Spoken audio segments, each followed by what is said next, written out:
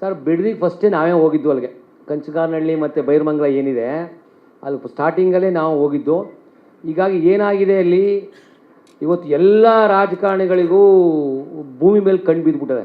ಯಾವ್ಯಾವುದೋ ನೆಪಗಳನ್ನ ಒಡ್ಡಿ ಇವತ್ತು ಭೂಮಿನ 9,500 ಎಕರೆ ಜೊತೆಗೆ ಎಲ್ಲಿ ಗೋಮಾಳಗಳು ಸರ್ಕಾರಿ ಒತ್ತಿವರಗಳು ಅದ್ರ ಮೇಲೆ ಕಣ್ಣು ಹಾಕ್ತಾರೆ.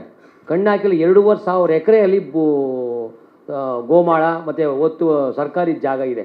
ಹಾಗಾಗಿ ಅದರಲ್ಲೂ DK ಶಿವಕುಮಾರ್ ಅಂತವ್ರಿಗೆ ಈ ಭೂದಾಹ ಜಾಸ್ತಿ ಆಗಿದೆ. ಹಾಗಾಗಿ ಎಲ್ಲ ಸರ್ಕಾರಗಳು ಅಷ್ಟೇ, ನಾನು ಒಂದು ಸರ್ಕಾರ ಅಂತೇಳಿ ಎಲ್ಲ 3 ಸರ್ಕಾರಗಳು ಭೂಮಿನ ಕಿತ್ಗಳ ಇದರಲ್ಲಿ ಎಲ್ಲರೂ ಇವತ್ತು ಸಾವಿರಾರು ಎಕರೆ ಜಮೀನನ್ನ ಮಾಡಿದ್ದಾರೆ. ಅದಕ್ಕಾಗಿ ಕಾನೂನುಗಳನ್ನೇ ಚೇಂಜ್ ಮಾಡ್ಕೊಂಡಿದ್ದಾರೆ. ಮೊದಲು ಮಾಡಿದವರು ದೇವೇಗೌಡರು, ಅನಂತರ ಯಡಿಯೂರಪ್ಪ, ಈಗ ಸಿದ್ದರಾಮಯ್ಯ. ಮತ್ತು ಏನು ಸೆಂಟ್ರಲ್ಲಿ 3 ಕಾಯ್ದೆಗಳನ್ನ ವಾಪಸ್ ತಗೋಬೇಕಂತ ಹೋರಾಟ ಮಾಡಿದಾಗ ತಗತೀವಿ ಅಂತ ಇಲ್ಲ ಹೇಳಿದ್ರು. ಇವರು ಅಧಿಕಾರಕ್ಕೆ ಬಂದ ಮೇಲೆ ತಗೊಂಡಿಲ್ಲ. ಅದರ ನೋಡಿ ಅವರ ದಾಹ, ಅವರು ಎಲ್ಲರೂ 3 ಜನ ಅಂತೂ ಒಂದಾಗಿದೆ. ಹಾಗಾಗಿ ಭೂಮಿ ಕಿತ್ಕೊಂಡ್ರೆ ನಾವು ನಮಗಲ್ಲ ಅನ್ನ ತಿನ್ನೋರು ಎಲ್ಲರಿಗೂ ಸಮಸ್ಯೆ ಬರ್ತದೆ. ಯಾಕಂದರೆ ಇವತ್ತು ಅದು ಕಾರ್ಪೊರೇಟ್ ಕೃಷಿಗೆ ಹೋದರೆ ಅವನು 1 kg ಅಕ್ಕಿಗೆ 500 ರೂಪಾಯಿ ಅಂದರೂ ಕೊಡಬೇಕಂತ. ಆಗ ರೈತ ಇರಲ್ಲ ಚೌಕಾಸಿ ಮಾಡೋಕ್ಕೆ. ಹಾಗಾಗಿ ರೈತನ ಜೊತೆಗೆ ಯಾರ್ಯಾರು ಪಟ್ಟಣದಲ್ಲಿರ್ತೀರ, ಯಾರ್ಯಾರು ಅನ್ನ ಊಟ ಮಾಡ್ತೀರ, ನಮ್ಮೆಲ್ಲರಿಗೂ ಪ್ರಾಬ್ಲಮ್ ಬರುತ್ತೆ. ಹಾಗಾಗಿ ಇದು ರೈತನ ಒಂದು ವಿಷಯ ಅಲ್ಲ, ನಮ್ಮೆಲ್ಲರ ವಿಷಯ.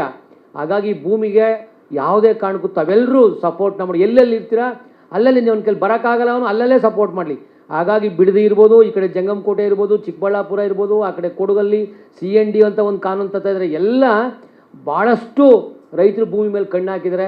ಹಾಗಾಗಿ ಒಂದು ಸತಿ ಭೂಮಿಗೆ ಹೊರಟಾದರೆ ನಾವೆಲ್ಲರೂ ಗುಲಾಮರಾಗಬೇಕಾಗುತ್ತೆ. ಎಲ್ಲ MNC ಕಂಪ್ನಿಗಳ ಕೈಗೆ ಹೋಗುತ್ತೆ. ಅವತ್ತು ಈಸ್ಟ್ ಇಂಡಿಯಾ ಕಂಪ್ನಿ ಇವತ್ತು ಸಾವಿರಾರು MNC ಕಂಪ್ನಿಗಳು ನಮ್ಮ ದೇಶಕ್ಕೆ ಕಾಲಿಡ್ತವೆ. ಯಾಕೆ ಅಂದರೆ ನಮ್ಮ ದೇಶದಲ್ಲಿ ತಿಳ್ಕೊಳ್ಳಿ, ಅಮೇರಿಕಾದಲ್ಲಿ 1,000 ಎಕರೆಯಲ್ಲಿ ಬೆಳೆದಂಥ ಸಸ್ಯ ಸಂಪತ್ತು ನಮ್ಮ ದೇಶದಲ್ಲಿ 1 ಎಕರೆಯಲ್ಲಿ ಬೆಳೀತಂತೆ. ನಮ್ಮ ಪ್ರೊಫೆಸರ್ ಹೇಳ್ತಾಯಿದ್ರು. ಅಂದರೆ 1 ಎಕರೆ ಈಕ್ವಲ್ಸ್ ಟು 1,000 ಎಕರೆ. ಅಂಥ ಭೂಮಿನ ನಾವು ದುಡ್ಡಿಲ್ಲದೆ ಇರೋ ನಮ್ಮ ಹತ್ರ ನಾವು ನೈಸರ್ಗಿಕವಾಗಿ ನಾವು ಅಗರ್ಭ ಶ್ರೀಮಂತರು. ಹಾಗೆ ಈಗಾಗಲೇ ಚಿನ್ನ ಸಿಗುತ್ತೆ, ಅಲ್ಲಿ ಸಿಗುತ್ತೆ, ಇಲ್ಲೆಲ್ಲ ನಿಕ್ಷೇಪಗಳು ಸಿಗ್ತಾ ಇದೆ. ಹಾಗೆ ಅದೆಲ್ಲ ದೋಚಕ್ಕೆ ಅವ್ರಿಗೆ ಭೂಮಿನ ಕೊಡ್ತಾ ಇದ್ದಾರೆ. ಹಾಗಾಗಿ ಇವತ್ತು ಏನು DK ಶಿವಕುಮಾರ್ ಹೊರಟಿದ್ರೆ ನಮ್ಗೆ ಧಿಕ್ಕಾರ ಇದೆ ಅವ್ರ ಮೇಲೆ. ಯಾವುದೇ ಕಾರಣಕ್ಕೂ 1 ಇಂಚು ಭೂಮಿನ ಕೊಳ್ಳೆ ತಮ್ಮೆಲ್ಲ ಸಹಕಾರ, ಅದು ಮಾಧ್ಯಮ ಮಿತ್ರರು, ನಿಮ್ಮ ಫಿಲಮ್ ಇಂಡಸ್ಟ್ರಿಯವರು ಎಲ್ಲರೂ ಇವತ್ತು ನಾವಿದ್ದರೆ ನೀವೆಲ್ಲರೂ ಅಲ್ವಾ, ರೈತರಿದ್ದರೆ ನೋಡೋರ್ತಾನೆ. ಹಾಗಾಗಿ ರೈತರನ್ನ ತಾವೆಲ್ಲರೂ ಉಳಿಸ್ಕೊಳ್ಳೋಕ್ಕೆ ನಿಮ್ಮೆಲ್ಲರ ಸಹಕಾರ ಈ ಫಿಲಮ್ ಮುಖಾಂತರ ನಮ್ಮನ್ನೆಲ್ಲ ಕೇಳ್ಕೊತಾ ಇದ್ದೀನಿ. ಈ ಒಂದು ಬಿಡದಿ ಹೋರಾಟಕ್ಕೆ ತಾವೆಲ್ಲರೂ ಕೈ ಜೋಡಿಸಿ. ಬಿಡದಿ ಅಂತಲ್ಲ, ಕರ್ನಾಟಕದ ಯಾವುದೇ ಭಾಗದಲ್ಲಿ ರೈತರು ಭೂಮಿ ಕೊಡೋಕ್ಕೆ ಅವಕಾಶ ಮಾಡಿಕೊಡಲ್ಲ. ಮೇಡಮ್ ನಿಂತಿದ್ದೀವಿ, ರೈತರು ಗೊತ್ತು, ರೈತರ ಚಳವಳಿಗಳು ಯಶಸ್ವಿ, ಇವತ್ತು ಯಶಸ್ವಿ. ರೈತರು ನಿಂತಿಲ್ಲ ಅಂದರೆ ರೈತರು ನಿಂತೀವಿ. ರೈತರಿಗೆ ತನ್ನದೇ ಆದ ಕಷ್ಟ ನೋಡಿ. ಈಗ ನಾನು ಇಲ್ಲಿ ಬಂದಿದ್ದೀನಿ, ನನ್ನ ಹಸುಗಳು ಮನೇಲಿ ಕಟ್ಟಾಕವ. ನಮ್ಮ ರೈತರ ಪರಿಸ್ಥಿತಿ ಹೆಂಗಿದೆ, ನಾನು ಇವತ್ತು ಬೆಂಗಳೂರಿಗೆ ಬಂದು ನಿಮ್ಗಳಿಗೆ ಆ ಕಷ್ಟ ಗೊತ್ತಿಲ್ಲ. ಈಗ ನಮ್ಮ ಹಸುಗಳು, ಈಗ ನಾನೇ ಬಿಡಬೇಕು ಹಸುಗಳ ಬಿಡೋಕ್ಕಾಗಿಲ್ಲ, ಅಟ್ಲು ಕಟ್ಟಾಕವ. ಹಾಗಾಗಿ ಈ ಒಂದು ಕಷ್ಟದಲ್ಲಿ ನಾವು ಹೋರಾಟ ಮಾಡ್ತಾ ಇದ್ದೀವಿ. ಯಾವುದೇ ಕಾರಣಕ್ಕೂ ಬಿಡಲ್ಲ. ರೈತರು ಎಲ್ಲರೂ ಈ ವಿಷಯದಲ್ಲಿ ಒಗ್ಗಟ್ಟಾಯ್ತು. ತಮ್ಮ ಬೆಂಬಲಗಳು ಬೇಕು. ಖಂಡಿತವಾಗಿ ಅವರು ನಿಜವಾಗ್ಲೂ ಅನ್ನ ತಿನ್ನಲ್ಲ. ಅವ್ರುಗಳೆಲ್ಲ ಅನ್ನ ತಿನ್ನೋರು ಭೂಮಿ ಕಿತ್ಕೊಳ್ಳಲ್ಲ. 9,500 ಎಕರೆ ಯಾರಿಗೆ ಕೊಡಬೇಕು ನೀವು? ಎಷ್ಟು ಜನ ಕೊಡು? AI ಪಾರ್ಕ್ಗಳು ಮಾಡೋಕ್ಕೆ. AI ಪಾರ್ಕ್ ಆದರೆ ಏನಾಗುತ್ತೆ? ನೀರು ಇವತ್ತು ಏನು ಕಾವೇರಿ ಕೊಳ್ಳದಲ್ಲಿದೆ, ಈ ಕಡೆ ಎತ್ತಿನ ಹೊಳೆ ಇರ್ಬೋದು, ಈಗ ಈ ಮೇಕೆದಾಟು ಮಾಡೋದು ಅದೇ ಉದ್ದೇಶಕ್ಕೆ. ಅವರು ಎಲ್ಲವ ನೀರನ್ನೆಲ್ಲ ಆ AI ತಗೋತದೆ. ಮತ್ತು ಆ ಸುತ್ತಮುತ್ತ ಏನು ಬೆಂಗಳೂರು ಏನು ಇದು ಹವಾಮಾನ ಏರಿಕೆ ಆಗುತ್ತೆ, ಬಿಸಿ ತಾಪಮಾನ ಏರಿಕೆ ಆಯ್ತದೆ.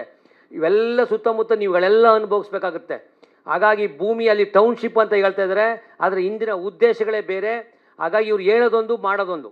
ಹಾಗಾಗಿ ಹೋರಾಟ ಮಾಡ್ತೀವಿ, ಯಾವುದೇ ಕಾರಣಕ್ಕೂ ಬಿಡಲ್ಲ. ಅದು ಎಷ್ಟೇ ನೋಡಿ ಅಲ್ಲಲ್ಲೇ ರಾಜಕೀಯ, ಅಲ್ಲಿ ಏನಂದ್ರೆ ರಾಜಕೀಯ ತಂದುಬಿಟ್ಟಿದ್ದಾರೆ. ರಾಜಕೀಯ ಬಂದಾಗ ನಾವು ಫೇಲ್ ಆಗ್ತೀವಿ. ನೋಡಿ ದೇವನಹಳ್ಳಿ ಹೋರಾಟ ಸಕ್ಸಸ್ ಆಯಿತು, ಅಲ್ಲಿ ರಾಜಕೀಯ ಬರಲಿಲ್ಲ. ಬಿಡದಲ್ಲಿ ರಾಜಕೀಯ ಬಂದ್ಬಿಟ್ಟದೆ. ಹಾಗಾಗಿ ಎಲ್ಲಿ ರಾಜಕೀಯ ಬರ್ತದೆ ಅಲ್ಲಿ ಒಂಚೂರು ಸೋಲಾಗುತ್ತೆ. ನಿಜವಾಗೂ ನಾವು ರಾಜಕೀಯ ತರದೇ ನಾವು ನಿಜವಾಗ್ಲೂ ರೈತರು ಹೋರಾಟ ಮಾಡಿದ್ರೆ ಖಂಡಿತವಾಗಿ ಯಶಸ್ವಿ ಸಿಗುತ್ತೆ.